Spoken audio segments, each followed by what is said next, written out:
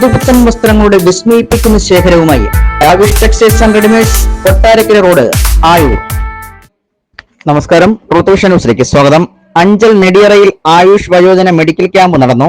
അഞ്ചൽ പഞ്ചായത്തും നാഷണൽ ആയുഷ് മിഷനും സംയുക്തമായി ചേർന്നാണ് വയോജനങ്ങളുടെ ആരോഗ്യം സംരക്ഷിക്കുക എന്ന ലക്ഷ്യത്തോടെ വയോജനങ്ങൾക്കായി സൗജന്യ ആയുർവേദ മെഡിക്കൽ ക്യാമ്പ് അഞ്ചൽ നെടിയറ പഞ്ചായത്ത് ഹാളിൽ സംഘടിപ്പിച്ചത്. അഞ്ചൽ ഗ്രാമപഞ്ചായത്ത് പ്രസിഡന്റ് നൌഷാദ് മെഡിക്കൽ ക്യാമ്പ് ഉദ്ഘാടനം ചെയ്തു.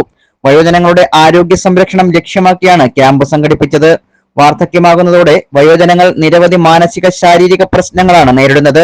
ഇത്തരം പ്രശ്നങ്ങൾക്ക് ശാശ്വത പരിഹാരം കാണുക എന്ന ലക്ഷ്യത്തോടെയുള്ള നിരവധി പ്രവർത്തനങ്ങളാണ് ആയുഷ് വകുപ്പ് സംഘടിപ്പിച്ചു വരുന്നത്. പഞ്ചായത്ത് അംഗം അനുജ അധ്യക്ഷയായി. ആരോഗ്യ ബോധവൽക്കരണ ക്ലാസ് ഡോക്ടർ LT ലക്ഷ്മി നയിച്ചു.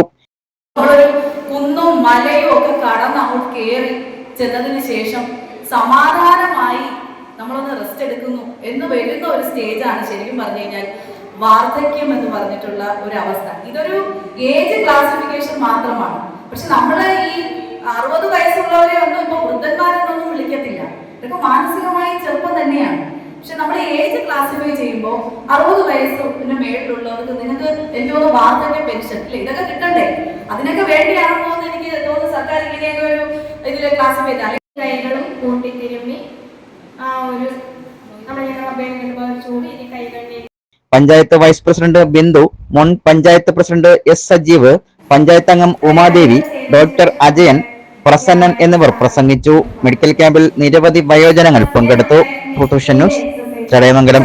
വിചാരിക്കും എന്നൊക്കെ വിചാരിച്ച് നമ്മൾ ഇരിക്കരുത്. നമ്മൾ തീർച്ചയായിട്ടും കേൾവിക്കുറവുണ്ടെങ്കിൽ അതിന് വേണ്ടുന്ന ഹിയറിംഗ് എയ്ഡ്സ് ഉത്തരവാദിത്തങ്ങളും ജോലികളും നമ്മുടെ മറ്റുള്ളവർക്ക് ഏൽപ്പിച്ചു കൊടുക്കുക. അപ്പൊ ഇതിന് നമുക്ക് കുറച്ച് മാനസികമായി നമുക്ക് സമാധാനം ശ്വാസം എടുത്തോട്ട് കൈകാര്യം.